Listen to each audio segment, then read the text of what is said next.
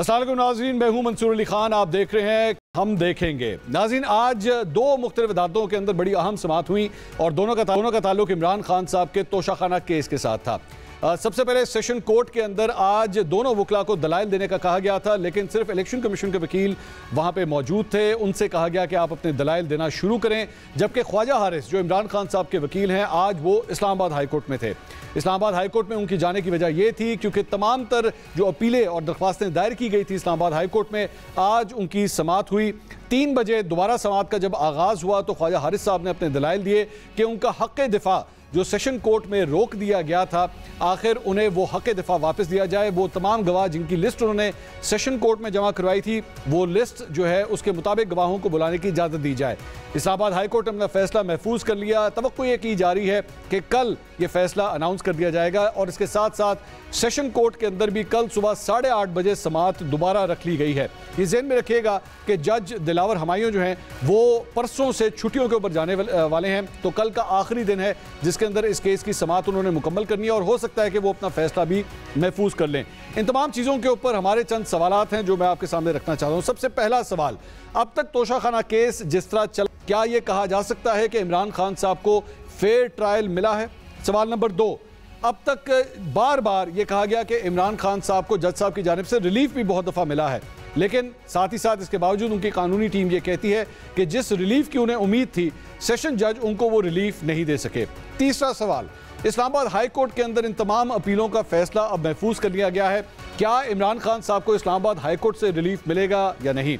सवाल नंबर 4, अगर ये मामला सुप्रीम कोर्ट में जाता है तो सुप्रीम कोर्ट के अंदर कौन सा ऐसा बेंच बनेगा जो इमरान खान साहब का ये केस सुनेगा? क्योंकि इससे पहले जस्टिस याया आफरीदी की जानिब से जो बेंच बना था, उनका ये कहना था कि इसके बाद हमने छुट्टियों पे चले जाना है, उसके बाद एक नया बेंच बनेगा। क्या chief justice of Pakistan Imran Khan साहब के इस मामले के ऊपर कोई ऐसा बेंच बनाएंगे जो मुतनाज़ा ना हो या जिसके ऊपर किसी किस्म के इल्ज़ामात ना लगे हों? नाज़रीन, तमाम सवालों के जवाब ढूंढने की कोशिश करते हैं। आज बड़ा ज़बरदस्त पैनल मेरे साथ मौजूद है। सीनियर तज्ज़ियाकार अतर काज़मी साहब स्टूडियो के अंदर ही मेरे साथ मौजूद हैं। अतर भाई, बहुत शुक्रिया आपने हमें ज्वाइन किया।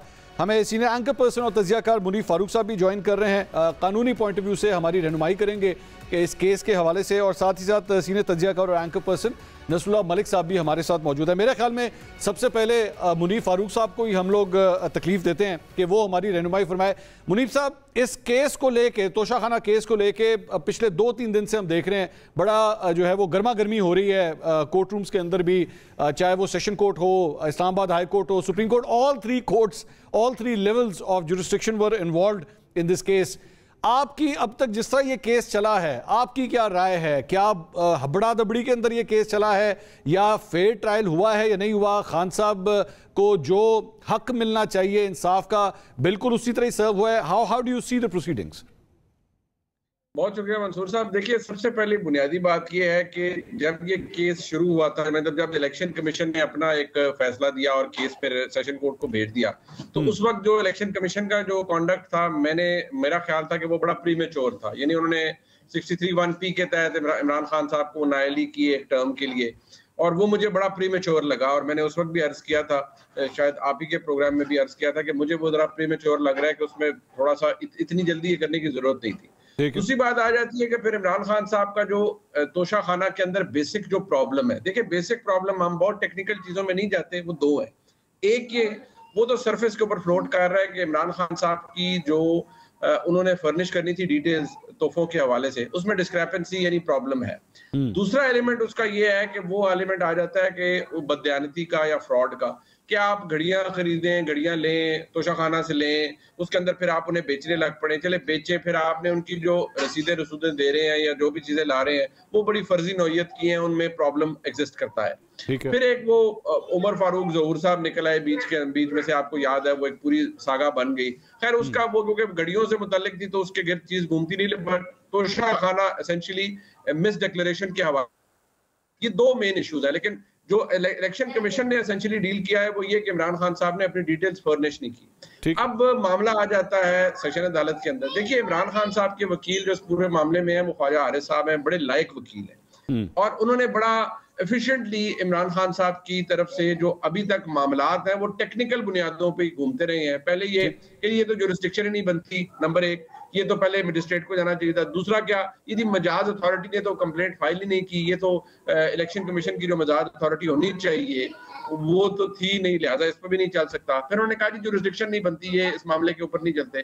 फिर मामला आपको याद होगा आया इस्लामाबाद हाई कोर्ट के अंदर।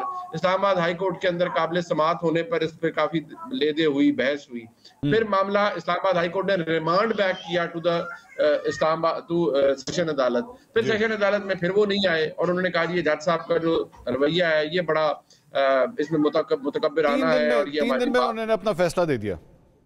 अच्छा, अब ये बात तो किसी अंधे को भी पता लग रही है कि रियासत का, हुकूमत का प्रेशर सेशन अदालत के ऊपर है और Islamabad high court administrative court होती है सेशन कोर्ट के ऊपर।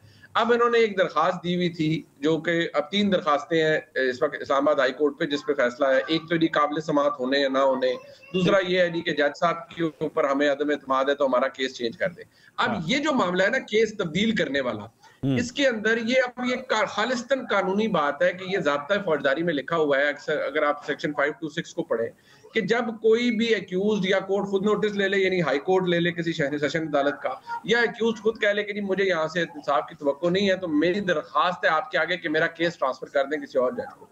अदालत ने कोई भी हाई कोर्ट हो उसने फैसला करना होता है इस पे। फैसला उन्होंने अभी करना है, मतलब उनका क्या फैसला है वो एक और चीज है, लेकिन उस वक्त तक जब तक एक दरखास्त एक्यूज की पेंडिंग हो किसी भी हाई कोर्ट के सामने सेशन अदालत के रवैये के हवाले से, तब तक सेशन अदालत समाअत कर सकती है, सब कुछ कर सकती है, कंक्लूड कर सकती है, लेकिन फैसला नहीं जारी कर सकती। वहां तक बात दुरुस्त है।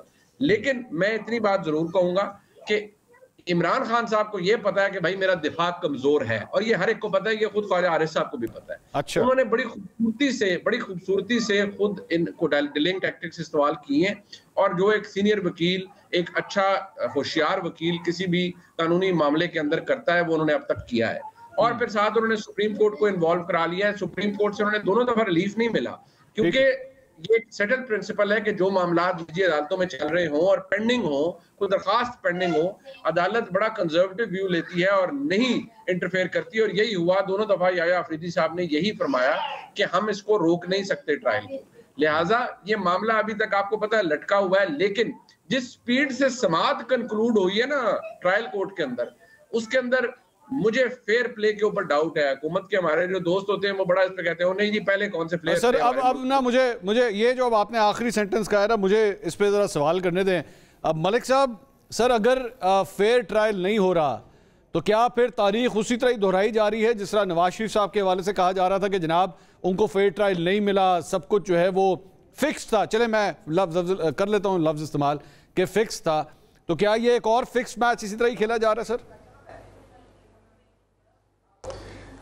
देखिए, मैं मुनीब साहब की बात से इत्फाक करता हूं कि अगर हम ये कहें कि बिल्कुल कोई प्रेशर नहीं है, हुकूमत की कोई इन्वायरमेंट नहीं है, या हुकूमत बिल्कुल नहीं चाहती कि इमरान खान साहब डिस्क्वालीफाई हों, तो ये बड़ी बददियानती होगी।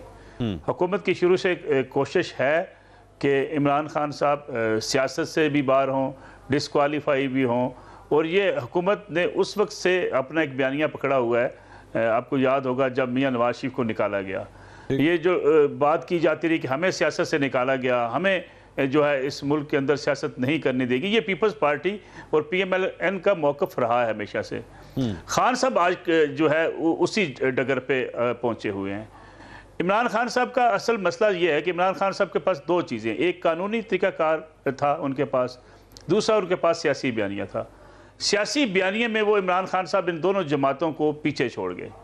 उन्होंने अपने ऊपर होने वाले तमाम मुकदमात, अपने ऊपर होने वाले तमाम एतराज़ात, इवन उन्होंने 2018 के इलेक्शन में जिसमें फिक्स मैच कहा जाता है, उसको भी ये इस मुल्क के अंदर एक ऐसा माहौल बना दिया कि इमरान खान इलेक्शन जीत कर आए हैं। इसके बावजूद कि Pakistan Peoples Party PMLN selected का जो शोर मचाती रही, लेकिन इमरान खान साहब का ये बयानिया बहरहाल अपनी जगह पर मौजूद रहा कि वो उस तरीके से इस्टेब्लिशमेंट की सपोर्ट से नहीं आए।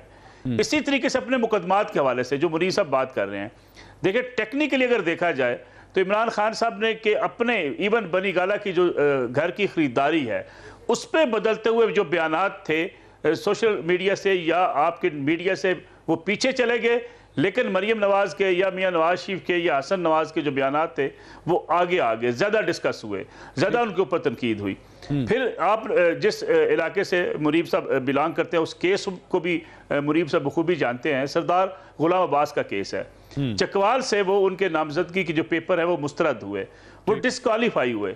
इसलिए डिस्क्वालीफाई हुए कि उनके वालिद ने या उनके दादा ने जो ज़मीन अपने मज़ारीन को दी थी काश्त करने के लिए, वो उन्होंने उनके हवाले कर दी कि ये ज़मीन आपकी, आप इस पे बैठे रहें, आप इसको काश्त करते रहें, जो छोटी छोटी ज़मीन लोगों के पास मुजारिन के पास होती है। लेकिन अपने गोशवारों के अंदर, इंतखाबी गोशवारों के अंदर, अपनी टैक्स रिटर्न के अंदर वो उसका इंदराज उन्होंने इसलिए नहीं किया कि ज़मीन तो मेरे पास नहीं है, लेकिन वो डिस्क्वालीफाई इसलिए कर दिए गए कि वो ज़मीन उनके नाम थी, उनकी विरासत चलती आ रही थी, अगरचे वो ज़मीन उनकी मलकियत में उस वक्त नहीं थी, पोजेशन में नहीं थी, तो वो वहां से भी डिस्क्वालीफाई हुए, बिलाखिर उनको नाअहली का सामना करना पड़ा। हाँ। अब दो मामलात हैं। खान साहब कहते रहे कि एक तो यह कि तोहफे जो है तोहफ मिले, ठीक है, इस पे बहस होती रही कि जी उन्होंने सही कीमत अदा की या नहीं की, लेकिन उन्होंने कहा आखिर में जो उनकी दलील, कानूनी दलील क्या है कि जी ये मेरे मिलिट्री सेक्रेटरी ने बेचे, और फिर दूसरी दलील क्या दी कि जो मेरे इनकम टैक्स रिटर्न है वो मेरे टैक्स कंसल्टेंट ने जमा करवाई। हाँ, रिटर्न मेरी है, लेकिन मुझे ये नहीं पता कि इसके अंदर वो इंदराज किया गया या नहीं किया गया। तो मेरे ख्याल में ये जो चीज़ है कि अगर आप समझें, ये तलवार अगर बाकी लोगों के ऊपर लटकती रही है तो खान साहब को भी इसका सामना करना पड़ा है। ऐसा नहीं हो सकता कि आप लोगों को डिस्क्वालीफाई कर दें इनकम टैक्स ना करने पर और खान साहब को बचा। ठीक, मैं समझ गया बिल्कुल। अतर साहब, ये तो फिर जो हो रहा है, फिर कानून अपना रास्ता इख्तियार कर रहा है ना, फिर तो कोई ज्यादती तो कोई नहीं हो रही। खान साहब भी जो यही कहते थे, जिस तरह खान साहब मुझे याद है नारा मारा करते थे रसीदा कड्डो, तो अब रसीदे निकालने की बारी खान साहब की आ गई। जी देखें, ऑब्वियसली जिस तरह दोनों दोस्तों ने बात की, मैं काफ़ी हद तक उससे एग्री करता हूं कि कहीं ना कहीं आपको लग रहा है कि कोशिश है कि उनको डिस्क्वालीफाई करना है, और ये पहली दफ़ा कोशिश नहीं हो रही, माजी में दीगर लोग भी इसका निशाना बनते रहे। आज ही मैं एक सीनियर कोर्ट रिपोर्टर की ट्वीट पढ़ रहा था, उन्होंने कहा कि बहुत सारे हाई प्रोफाइल केसेस जो हैं, साकिब बशीर साहब वो हाई कोर्ट की जो एसोसिएशन है रिपोर्टर्स की, उसके वो प्रेसिडेंट भी रह चुके हैं, उन्होंने कहा कि बहुत सारे हाई प्रोफाइल केसेस मैंने कवर किए हैं, ऐसा केस मैंने कभी चलते हुए नहीं देखा। देखिए, जिस तरीके से जज साहब की मुबैना पोस्टें सामने आई और वो जो सारा मामला हुआ, सर वो तो एफआईए ने क्लियर कर दिया ना, एफआईए ने कहा जी यूआरएल ही नहीं है उसका हमारे पास, वही ना, वो उन्होंने तो क्लियर कर दिया, पर वो उसमें आपको पता है एक तनाज़ा तो बना ना कि वो पोस्टें आई हैं, उनके ऊपर इल्ज़ाम लगा। फिर आपने ये देखा कि किसी भी केस के अंदर, चाहे मियाँ साहब का केस हो या किसी और मौजूद सियासी लीडर का केस हो, कभी आपने देखा है कि एक हुकूमती वजीर लोअर अदलिया के अंदर जाके खड़ा हो बंदे लेके? नहीं, उसमें एतराज क्यों? इसमें वैसे एतराज किस बात का है? इट्स एन ओपन कोर्ट ना, जी, इट्स एन ओपन कोर्ट, आप भी जा सकते हैं, मैं बिल्कुल जा सकता हूँ, ये हमारा कैमरामैन भी जा सकता है, बिल्कुल जा सकते हैं। बहुत सारी जगहों पे तो सहाफियों को नहीं भी जाने देते, जब बड़े सीनियर लोग आ जाते हैं, सिक्योरिटी आ जाती है। पर इसमें इशू ये है कि मंसूर साहब जो हमारे 80+ वजीर मशीर हैं, क्या ये अवामी रिसोर्सेज का टाइम इस तरह इस्तेमाल होता है? क्या जो मुल्क का वजीर होता है वो इतना फारिग होता है वो किसी भी अदालत में जाके सियासी मुखालिफ के लिए खड़ा हो जाए? देखें, आपसे अगर मैं कहूं कि मंसूर साहब मुझे अपने दिन के 3 घंटे दे दें, आपके लिए मुश्किल हो जाएगा। मैं आपके लिए हाजिर हूं। नहीं, मेरे लिए तो मुश्किल। तो क्या वजीर दाखिला जो मुल्क का ये मशीर दाखिला है वो इतना फारिग है कि वो बंदे लेके अदालतों में खड़ा हो क्योंकि आज मुखालिफ की जो है वो पेशी है? ये तो ऐसे वो दुश्मनी है जो उनको सियासी फायदे उसमें से हो रहे हैं, वो क्यों नहीं जाएंगे? इस पे एतराज वाली मुझे बात नहीं समझ। मैं इसी तरफ आ रहा हूं। ये जो आपने बात की ना, एग्जैक्टली यही मेरा पॉइंट है कि ये फिर यहां पे कानून और सियासत मिक्स है। जब कानून और सियासत मिक्स होती है तो फिर सियासी हिकमत अमली भी होती है, कानूनी हिकमत अमली भी होती है। जहां तक खान साहब के तोशाखाना का ताल्लुक है, ये वो सारी चीजें हैं जो कहा, ये नहीं हो कि कोई सीक्रेट चीज पकड़ी गई है, इधर डिक्लेयर नहीं हुई तो किसी और जगह डिक्लेयर। मुझे अतर भाई एक बात बताएं कि पनामा का जो केस था वो किसने किया था? इंटरनेशनल एक स्कैंडल आया था। यहाँ पे सुप्रीम कोर्ट में किसने किया था? सुप्रीम कोर्ट में हुकूमत ने पहले अर्ज की थी कि जनाब कमीशन बनाए। उसके बाद कौन जाता था रोजाना कोर्ट? खान साहब जाते थे, जहांगीर तरीन जाते थे, बिल्कुल जाते थे, क्योंकि उनको सियासी फायदा नजर आता था। बिल्कुल। तो अब जब वो जाते थे तो ये क्यों ना जाए? नहीं, देखिए, एक ऑपोजिशन के अंदर एक किसी सियासतदान का जाना और मुल्क के मशीर दाखिला के एक तरफ बाजोड़ में धमाके हो रहे हैं, बंदे मारे जा रहे हैं, मुल्क के अंदर सिक्योरिटी की क्या हालत है कि इस्लामाबाद से बंदे गायब हो जाते हैं और मशीर दाखिला। आपका एतराज ये है कि अताउल्लाह तारड़ को नहीं जाना चाहिए? नहीं, मैं वो 100 दफा जाएं, पर एज ए मशीर दाखिला क्या उनकी प्रायोरिटी ये है? देखिए, वहां पे तो कोई भी मुकामी क़यादत जा सकती है, दीगर लोग जा सकते हैं, ओपन कोर्ट है। क्या मशीर दाखिला पाकिस्तान के सिक्योरिटी के हालात कि 2 सूबों में आप इंतखाबात नहीं करवा सकते, ये है। और मशीर दाखिला के पास इतना टाइम है कि वो जाके अदालतों में खड़े। मुनीब साहब अताउल्लाह तारड़ क्यों जाते हैं जी? क्या जाना चाहिए कि नहीं जाना चाहिए, या उनका हक है या उनका नहीं है कि उनको नहीं जाना चाहिए? बताएं, रोशनी डालें इसके ऊपर। बात यह है मंसूर साहब, हम क्योंकि मैं इस चीज को हमें ना सबको ये रियलाइज करना चाहिए। देखिए, हम जिस डे एंड एज के अंदर है और जिन सियासी हालात के अंदर है, पोलराइजेशन बहुत ज्यादा है। तो ऐसे हालात के अंदर हम क्या एक्सपेक्ट करेंगे कि इमरान खान साहब भी जिस तरह आपने कोट किया, अगर आप उसको ना कोट करते तो शायद मैं कर देता, या अतर साहब खुद कर देते, या नसरुल्लाह साहब फरमा देते। देखिए, सियासी फायदा किसी को मिल रहा है और अगले को गिराना है, तो वो उसके लिए भरपूर कोशिश की जाएगी। को फेयर प्ले अगर ना पहले था तो ना अब है, फ्रैंकली। और ये कोई जस्टिफिकेशन नहीं है। मैं तो ये बात कह रहा हूँ कि जो हो रहा है, ये नहीं कि मैं कोई व्यू को सब्सक्राइब करता हूँ कि हाँ जी पहले गलत हुआ तो अब डबल गलत हो ताकि बैलेंस हो जाए। नहीं, मैं तो कहता हूँ भाई अच्छी बात है। सर मुनीब भाई, मेरा ये सब, मुनीब भाई मुझे ये बताइए कि चलें, इनकी मैं इस बात तक मैं एग्री करता हूं कि जी मुशीर दाखिला को और अपनी जगहों पे ध्यान देना चाहिए, अपने काम पे ध्यान देना चाहिए। लेकिन अताउल्लाह तारड़ के जाने से क्या जज साहब देखते हैं अच्छा तारड़ साहब आए तो आज जो फैसला है ना वो इस तरफ ले जाओ, आज जो है वो मैंने ये इस तरफ ले जाना है क्योंकि तारड़ साहब आज कोर्ट के अंदर आए हुए हैं। Is that the case? Allah ना करे मंसूर साहब कभी आपको या हम में से किसी को भी माताहत अदालतों के अंदर जाना पड़े। लेकिन जो माहौल होता है ना वो ये होता है कि कई वकला साहबान आते हैं, 7 बार के ओहदेदार होते हैं, और आके ना आपने वो देखा होगा कि जज साहब तकरीबन इतने फासले पर होते हैं, 5-4 फीट के फासले पे, और वो रोस्टम के ऊपर ना यूं चढ़ के खड़े हो जाते हैं सारे। और उधर फिर जो गालन गलोच की एपिसोड होती है वो भी आपके सामने होती है। कई दफा जज की भी गलती होती होगी, लेकिन वो आ जाते हैं कि हाँ जी आ गए हैं तो बस जरा डेट दे दें हमें, आज ही कोई पेश नहीं होगा, जज साहब आपने हमारे ऊपर बात नहीं करनी। तो ये तो प्रेशर टैक्टिक है ना, ये इमरान खान साहब के वकला भी इस्तेमाल करते हैं जी, बुला लिया, हुल्लड़बाजी की, जज को गालियां दी, जज ने भी शायद दी हो आगे से, लेकिन ये तो प्रेशर टैक्टिक है। तो अगर इसको बैलेंस करने के लिए अताउल्लाह तारड़ चले गए, वो अपने बंदे साथ ले गए, तो ये तो टिट फॉर टैट है। ये ऐसा नहीं है कि कोई अनहोनी चीज है। इमरान मियां नवाज शरीफ का केस तो क्योंकि सुप्रीम कोर्ट से शुरू हुआ, फिर नीचे आया, ऊपर मॉनिटरिंग जज साहब बैठ गए और उन्होंने जिस तरह से फिर सारा कुछ हुआ वो तो सबके सामने है ना। तो इमरान खान साहब को तो शुक्रिया अदा करना चाहिए कि तोशा खाना का केस सुप्रीम कोर्ट में नहीं सुना जा रहा डायरेक्टली, यानी नीचे की कोई कोर्ट है, वहां से ही नहीं कोई फैसला आएगा कि जो इमरान खान के खिलाफ ही होगा। इमरान खान के पास बहरहाल हाई कोर्ट का फॉरम मौजूद होगा, फिर उनके पास सुप्रीम कोर्ट का फॉरम मौजूद होगा, फिर वहां पर जो मोहब्बतें हैं, जो मोहब्बत है जिसमें पंजाबी में हम कहते हैं ना कि कुछ जज साहिबान पंजाबी में हम कहते हैं ना डुल डुल जाते हैं इमरान खान साहब पे, तो वो वहां पर ऐसे डुल डुल जाएंगे जब अगर उनकी खास तौर पे सितंबर के महीने के अंदर। अब पता नहीं ये आप जिस किस्म के कलमात मुनीब भाई आपने कह दिए हैं, तुसी तो है लॉयर, ठीक है, आपको अगर कल को जज साहब ने बुला लिया ना, आपने तो अपने आप को बचा लेना है। तो मैं नसरुल्लाह मलिक साहब और अतर काज़मी साहब की तो इतनी पसली नहीं है, हम तो रगड़े जाएंगे, हम तो इस किस्म का कमेंट दे ही नहीं सकते। मैं तो कह दूंगा, मुझे मंसूर अली खान ने मैसेज किया था फोन पे कि ये अल्फाज इस्तेमाल करें, बहुत तारीख है खैर हो जाए मरवाओगे मैनू। अच्छा, अब नुसरत मलिक साहब, मैं एक मिनट के लिए अज्यूम कर लेते हैं, सारी बात है अभी सेशन कोर्ट ने जो है वो कल अब सुबह 8:30 बजे तक के लिए समाअत मुलतवी कर दी है। अब आज की कार्रवाई जो है वो उसको कंप्लीट कर लिया गया और 8:30 बजे अब कल सुबह दोबारा जो है वो समाअत इसकी रखी गई है। मैं एक मिनट के लिए अज्यूम करता हूं कि इमरान खान साहब को नाअहल कर दिया जाता है, सेशन कोर्ट अपना फैसला दे देती है, क्योंकि इशारिये जिसे कह रहे हैं ना, या फीलर्स जो हैं वो इसी किस्म के आ रहे हैं।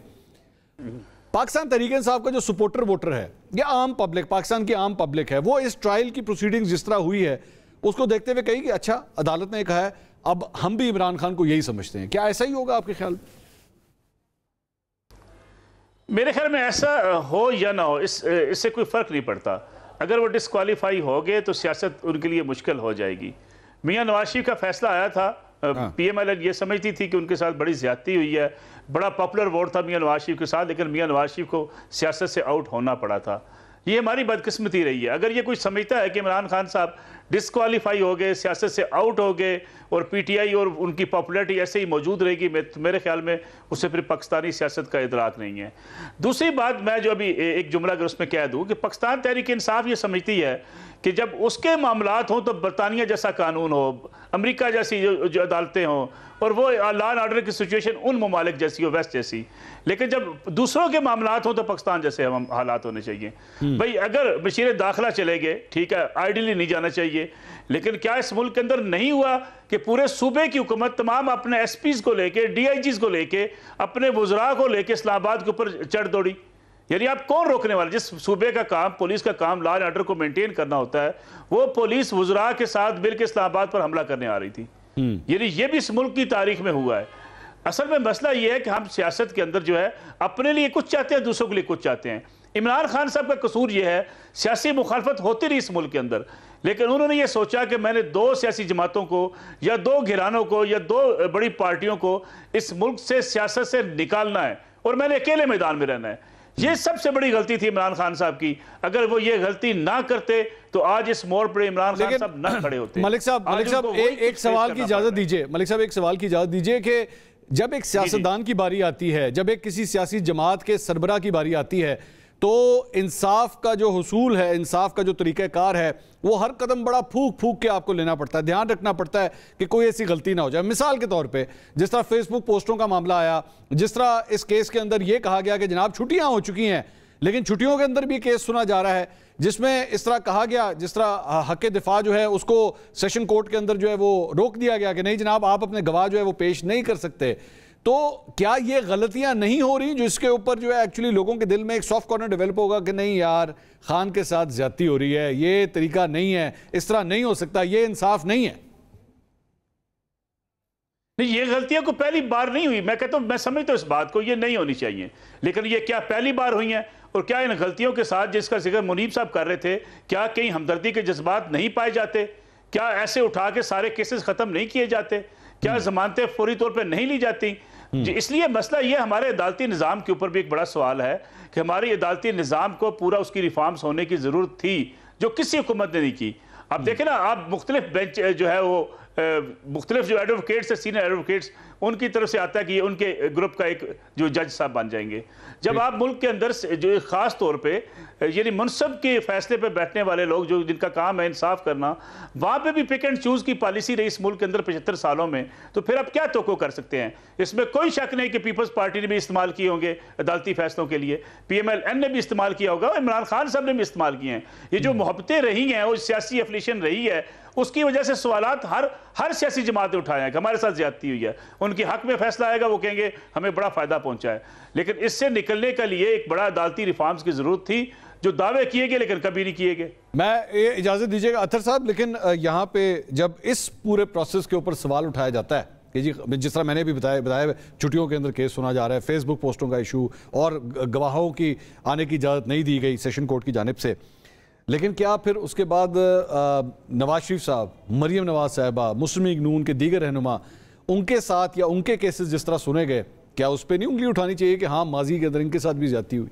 देखिए ये बड़ा इंपॉर्टेंट पॉइंट है। ना सिर्फ ये बल्कि हमने यहाँ पे देखा कि आधी रात को हनीफ अब्बासी साहब को अदालत से गिरफ्तार किया, बिल्कुल लेकर गए। हमने देखा कि इस मुल्क में बड़े मोतबर लोगों ने बैठ के वजीर दाखिला जो हमारे हैं राना सनाउल्लाह साहब के खिलाफ किस किस्म का भोंडा किस्म का मुकदमा बनाया गया कि जनाब ये खुदा न खास्ता स्मगलिंग में मुलविस है। पूरी प्रेस कॉन्फ्रेंस की गई, वजीर साहब भी बैठे थे, दीगर भी अहम शख्सियात बैठी थी। उसके अलावा बहुत सारी ऐसी मिसालें जो यहाँ पे मैं आपको देख सकता हूँ। जावेद लतीफ़ साहब, उनके ऊपर किस किस्म का मुकदमा बनाया गया, मियाँ जावेद लतीफ़ साहब। लेकिन क्वेश्चन यहाँ पे ये है कि क्या ये सारे अमल से गुजर के हमने सीखना है? क्योंकि मैं आप नसरुल्लाह साहब सीखें किस तरह सर भाई मुझे पता। अब यहाँ पे जब उनसे आप जाके पूछेंगे, अब आप मिसाल के तौर पे, अब हमारे साथ इस वक्त कोई नून लीग का तो रहनुमा है नहीं, आप जब उनसे पूछते हैं वो कहते हैं यार हम ही बैठे हैं माफिया देने के लिए, हमारे साथ जब हो रही थी तब तो ये लोग बैठ के यहाँ पे भंगड़े डालते थे कि देखा कैसा हुआ, इनके एक एक बंदा आके प्रेस कॉन्फ्रेंस करता था, तो अब हम इनको क्यों जाने दें, हम किस बात की लिवरेज दें इनको? बिल्कुल उनकी वैलिड पॉइंट है उनका, लेकिन क्या इससे बेहतरी आएगी इस निजाम के अंदर या यही सिलसिला यानी किसी को माफ करना पड़ेगा पहले? नहीं, निजाम को बेहतर करना पड़ेगा। आज तहरीके इंसाफ वाले कहते हैं ना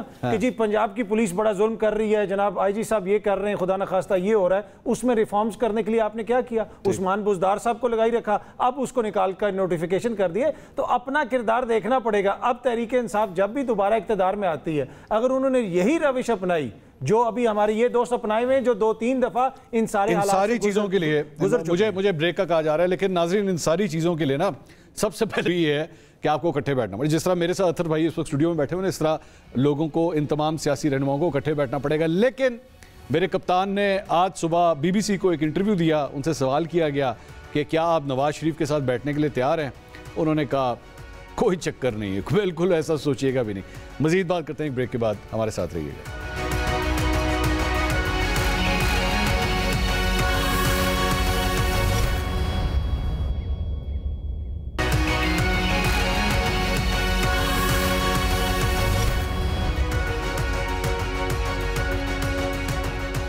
नाज़रीन welcome back after the break. खबरें जो वो इस्लामाबाद हाई कोर्ट जो है वो इस मामले को ऑलरेडी कल तक ले गया। फैसला जो आज महफूज किया गया था वो उसको कल तक ले गया है, और सेशन कोर्ट भी जो है वो कल सुबह 8:30 बजे दोबारा केस की समाअत शुरू करेगा। लेकिन ब्रेक पे जाने से पहले अतर काज़मी साहब ने बड़ी एक अच्छी बात की कि किसी ना किसी को तो माफ़ करना पड़ेगा, किसी ना किसी को माफ़ करना पड़ेगा, रिफॉर्म्स लाने पड़ेंगे और आगे चलना पड़ेगा। मुनीर फारूक साहब, नवाज शरीफ साहब को समझाया जा सकता है या खान साहब को समझाया जा सकता है कि बैठ जाएं, खुदा के लिए आपस में बात कर लें इकट्ठे, ताकि किसी तरह मसला हल हो जाए? हो सकता है सर, ये मुमकिन है? बात यह है मंसूर साहब कि मेरी, आपकी, हम सब की, हम चारों की ये ख्वाहिश हो सकती है, और मैं, ये बड़ी अच्छी सोच भी है, मैं इससे एग्री करता हूँ।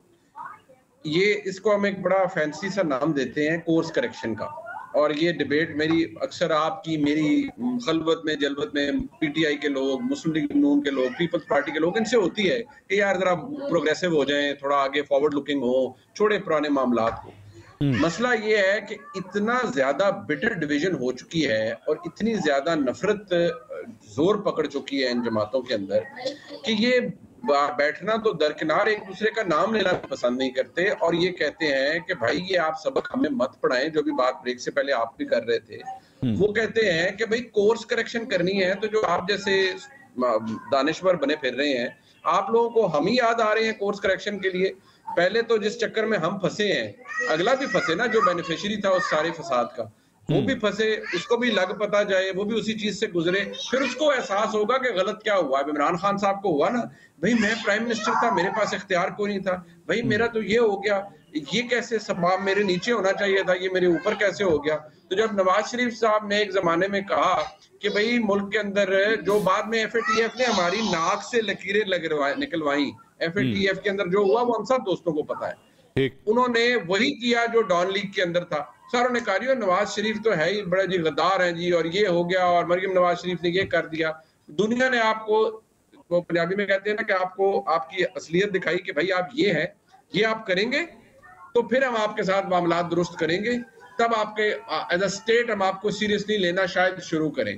दुनिया ने आपसे वो नाक की लकीरें लगवाई, हमारे पूरी एस्टेब्लिशमेंट ने, इमरान साहब की गवर्नमेंट ने, इमरान खान की उस वक्त बड़ा जोर लगा के बड़ी मुश्किलों से हम FATF से बाहर निकले, और हम वो ग्रे लिस्ट से हम उस चीज से बाहर निकल आए।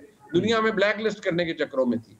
अब इशू ये है कि जब अगर कोई पहले कहता था तो हम उसे कहते थे वो बुरा है, बाद में फिर हमने उसे चोर, डकैत, डाकू सब कुछ कह दिया। अब मसला ये है, मैं तो इतनी बात करता हूँ कि हम सियासत के अंदर पता नहीं पार्टी या ये क्यों ढूंढते हैं कि बड़ा फलाना बड़ा पायस है, मियां नवाज शरीफ बिल्कुल ही दूध के धुले होंगे, इमरान खान दूध के धुले होंगे। नहीं, हम जैसे दुनियादार लोग हैं यार, ताकत के लिए, इख्तियार के लिए सियासत करते हैं। लेकिन जब नफरत इतनी बढ़ जाए कि एक बंदा जो कि जिसका नाम इमरान खान है, जिनकी हुकूमत को मैं प्रोजेक्ट कहता हूँ, from the day one project Imran Khan, जिनके जब लाए गए तो हमें कहा गया बिठा के, ऐसे जैसे मैं और आप बैठ के अक्सर बातें करते हैं कि भैया 10 साल के लिए आ रहे हैं और आपने इलेक्शन की फेयरनेस पे बात नहीं करनी 2018 के। अच्छा जी, नहीं करेंगे, इसलिए नहीं करेंगे कि भाई यहाँ पर इस मुल्क में रहना है।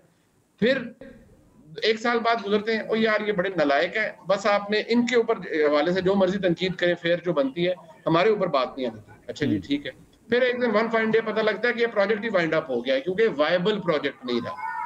अब मसला ये मुझे मुनीब साहब ये इसी के ऊपर जरा एक सवाल करने की इजाजत है। नसरुल्लाह मलिक साहब, ये बड़ा इंपॉर्टेंट ये जुमला इन्होंने कहा मुनीब भाई ने, प्रोजेक्ट इमरान खान। सर ये प्रोजेक्ट इमरान खान अगर कहा जा सकता है तो प्रोजेक्ट शहबाज शरीफ भी कहा जा सकता है या नहीं, या इसकी इजाजत नहीं है? मेरे ख्याल में ये कहने में कोई हर्ज नहीं है कि जो काम इमरान खान साहब ने किया ठीक है, वो एक और तरीके से उनको लॉन्च किया गया। PMLN या पीपल्स पार्टी एक सियासी जमात के तौर पे काम कर रही थी, लेकिन उन्हें भी उसी तरीके से सपोर्ट ज़रूर मिली है। यानी सपोर्ट के बगैर शायद PDM की हुकूमत या पंजाब में और KPK के अंदर इंतखाबात शायद ना रोके जा सकते, जो आज तक निगरान हुकूमतों के तहत जो है वो सुबह चल रहे हैं। लेकिन फ़र्क सिर्फ इतना से, जो प्रोडक्ट की बात करते हैं मुनीब साहब, मसला ये है कि इमरान खान साहब कैसे बैठे किसी के साथ। इमरान खान साहब ने एक ऐसा बयानिया बना के रख दिया कि अब उनके वोटर्स या उनके सपोर्टर्स या सोशल मीडिया पे बैठे हुए जो उनके कारकुन हैं, किसी MLAs की, किसी मुस्लिम लीग लीडर की, किसी पीपल्स पार्टी की कहीं शादी की तकरीब हो रही हो तो नीचे लिखा होता है हमारे पैसों से शादी के खाना दिया जा रहा है। यानी एक ऐसा मिजाज बना दिया गया कि ये दो सियासी जमातें, इनमें तो घर में जो खाना पकता है वो भी मेरे पैसों से है, इनकी शादियां होती हैं हमारे पैसों से है। इतनी नफरत पैदा कर दी गई। आप देखें UK के अंदर क्या लोग करते हैं, जाके जो नारे लगाते हैं कि ये घर हमारा है, ये गाड़ी हमारी है, हम अपनी गाड़ियां वापस लेने आए हैं। इस मिजाज की मौजूदगी में इमरान खान साहब को बखूबी पता है, अगर वो डायलॉग की बात करेंगे, अगर वो बैठेंगे, तो जिन कारकुनों को वो एक अंधी तकलीद के ऊपर इस इंतहा पे लेकर गए हैं वो उनके साथ नहीं रहेंगे। अब उनको भी पता है कि सियासी डायलॉग के बगैर इमरान खान साहब की सियासत नहीं बढ़ सकती, आगे नहीं बढ़ सकती। और मुल्क में जमहूरियत हो या मुल्क में पार्लियामेंट की बालादस्ती हो या सियासी जमातों का किरदार तभी मजबूत हो सकता है सियासी जमातें मिल बैठें। लेकिन सारे बैठने को तैयार हो जाएंगे, मैं आपको गारंटी देता हूँ। पीपल्स पार्टी बैठ जाएगी, PMLN बैठ जाएगी, मौलाना फजल रहमान बैठ जाएंगे। इमरान खान बैठने को इसलिए तैयार नहीं होंगे कि उनका सारा बयानिया जिस झूठ की बुनियाद पर पॉपुलर हुआ है वो धड़ाम से नीचे गिर जाएगा। इसलिए वो इससे खौफ का शिकार हैं कि मैं अपने लोगों को खो बैठूंगा।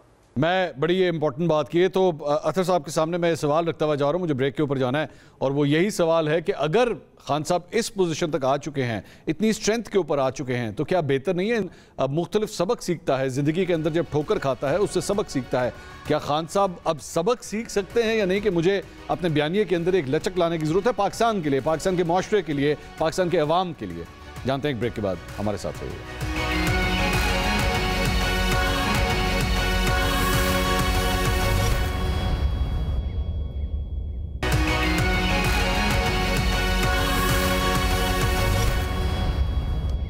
नाज़रीन, welcome back after the break. Khan साहब के हवाले से बात हो रही थी। वैसे तो अगले 24 घंटे मेरी नज़र में खान साहब के सियासी करियर के हवाले से बड़े अहम हैं, क्योंकि कल दोनों अदालतें जो हैं वो दोबारा लगेंगी, इस्लामाबाद हाई कोर्ट भी और सेशन कोर्ट भी, और फैसला होगा कि खान साहब का सियासी करियर आगे चलेगा नहीं चलेगा या उसमें ब्रेक लगेगी। सब कुछ अगले 24 घंटे में सामने आ जाएगा।